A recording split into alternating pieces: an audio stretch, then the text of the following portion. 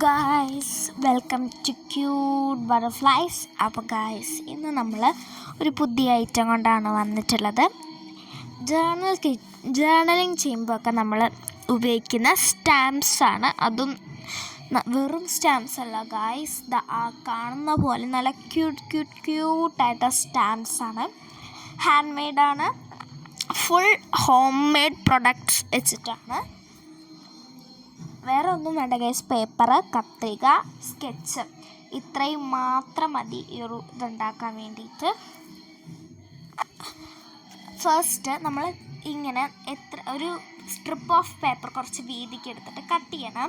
അതിൻ്റെ ആ ജോയിൻ്റ് വരില്ലേ, മടക്കുന്ന ഒരു പാട് വരില്ലേ, അവിടെ കട്ട് ചെയ്യേണ്ടത് ഒരു പ്രത്യേക രീതിയിലാണ്.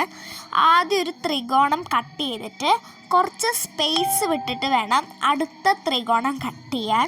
ചിലപ്പോൾ നിങ്ങളത് വേറെയും ചാനൽസിലെ വീഡിയോസിൽ കണ്ടിട്ടുണ്ടാവും, എന്നാലും കാണാത്തവർക്ക് വേണ്ടിയിട്ടാണ് പറയണത്. ഇത് കണ്ടോ? അപ്പോൾ അത് മെയിനായിട്ട് കട്ട് ചെയ്യുന്നത് എന്താണെന്ന് വെച്ചാൽ ഇതുപോലെ സ്ട്രിപ്പായിട്ട് മുറിഞ്ഞു പോകാണ്ട് കിട്ടാൻ വേണ്ടിയിട്ടാണ് അങ്ങനെ കട്ട് ചെയ്യുന്നത്. കണ്ടോ? ഒരു ത്രികോണം കട്ട് ചെയ്യുക, ഒരു സ്പേസ് വിടുക, അടുത്ത ത്രികോണം കട്ട് ചെയ്യുക. അങ്ങനെ അത് മൊത്തം നമ്മൾ കട്ട് ചെയ്ത് എടുക്കണം കേട്ടോ.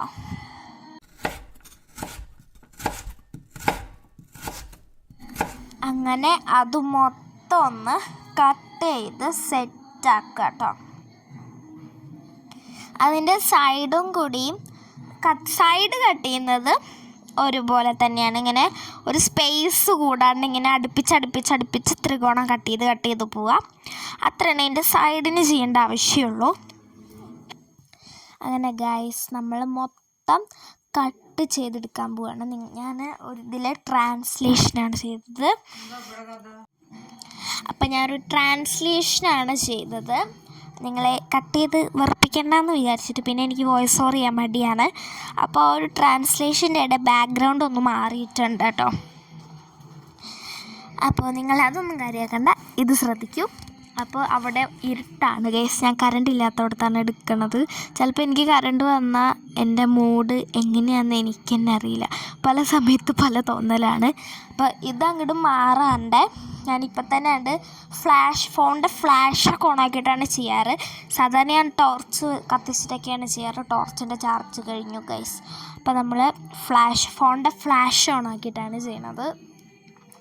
അങ്ങനെ ഒരു ബ്ലാക്ക് സ്കെച്ച് വെച്ചിട്ട് ബോർഡർ വരച്ചു കൊടുക്കുക.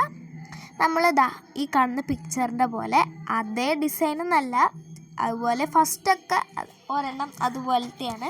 പിന്നെ എനിക്ക് അങ്ങോട്ട് സെറ്റായില്ല ഗൈസ്. അപ്പോൾ ഞാൻ പിന്നെ എനിക്കിഷ്ടമുള്ള പോലത്തെയൊക്കെ ഡിസൈൻ വെച്ച് അഡ്ജസ്റ്റ് ചെയ്തു. എന്നിട്ട് ഒരെണ്ണത്തിന് ഞാൻ കളർ കൊടുത്തു. രണ്ടാമത് കളർ കൊടുക്കുന്നത് ഞാൻ കാണിച്ചു തരാം. അതിലൊരു നടുവിലൊരു വലിയ ഹാർട്ടും 4 വശത്ത് കുഞ്ഞു ഹാർട്ടാണ്.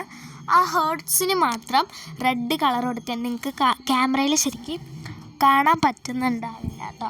അതുകൊണ്ടാണ് ഞാൻ റെഡ് കളർ ഇങ്ങനെ എടുത്തു പറയുന്നത്. അങ്ങനെ അതിന് റെഡ് കളറ് കൊടുക്കുക. അതിനുശേഷം ഇത് കണ്ടോ, ഇതുപോലെ ഞാൻ കാണിച്ചു തരാം. ഇതുപോലെ റെഡ് കളർ കൊടുക്കുക. അതിനുശേഷം ബാക്ക്ഗ്രൗണ്ടിന് പിങ്ക് കളറാണ് കൊടുക്കേണ്ടത്. ഒരു പിങ്ക് കൊടുക്കണം. ഞാൻ ലൈറ്റ് പിങ്ക് കൊടുക്കാമെന്നാണ് വിചാരിച്ചത്. ബട്ട് ഫ്ലാഷ് കാരണം എനിക്ക് ഏത് കളറ് നിറഞ്ഞൂടാ ഗൈസ്. ഞാൻ ക്യാമറയിൽ നോക്കിയിട്ടാണ് എല്ലാം ചെയ്യണത്. അത് കാരണം ഡാർക്ക് പിങ്കായിപ്പോയി ഗൈസ്. കുഴപ്പമില്ല, സെറ്റാണ്, വലിയ രീതിക്കില്ല. ഇത്രയും നമ്മളുണ്ടാക്കിയ സ്റ്റാമ്പ്സിൽ എനിക്ക് ഏറ്റവും ഇഷ്ടപ്പെടാത്തത് അതാണ്. അത്രയുള്ളൂ അതിൻ്റെ ഉള്ള വ്യത്യാസം. അപ്പോൾ മൊത്തം നമ്മൾ 4 സ്റ്റാമ്പ്സാണ് കേട്ടോ ഉണ്ടാക്കിയിട്ടുള്ളത്. അപ്പോൾ ഇത് നമുക്ക് മൊത്തം ഒന്ന് കളർ ചെയ്തിട്ട് എടുക്കാം.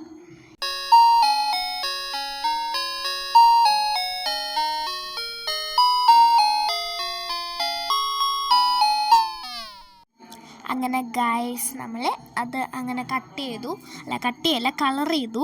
ഇനി നമ്മൾ മൊത്തത്തിൽ ഒന്ന് ട്രാൻസ്ലേറ്റ് ചെയ്തിട്ട് അത് കണ്ട മൊത്തം ഒന്ന് കളർ ചെയ്തു കേട്ടോ. ഫസ്റ്റ് ഒരു 2 ലീഫിൻ്റെയും പിന്നെ 4 ഹേർട്സ്, പിന്നെ ഒരു ബോ, പിന്നെ ഗൈസ് റെയിൻബോ. ആ റെയിൻബോ ആണ് എനിക്ക് ഏറ്റവും ഇഷ്ടപ്പെട്ടത് കേട്ടോ അതിൽ.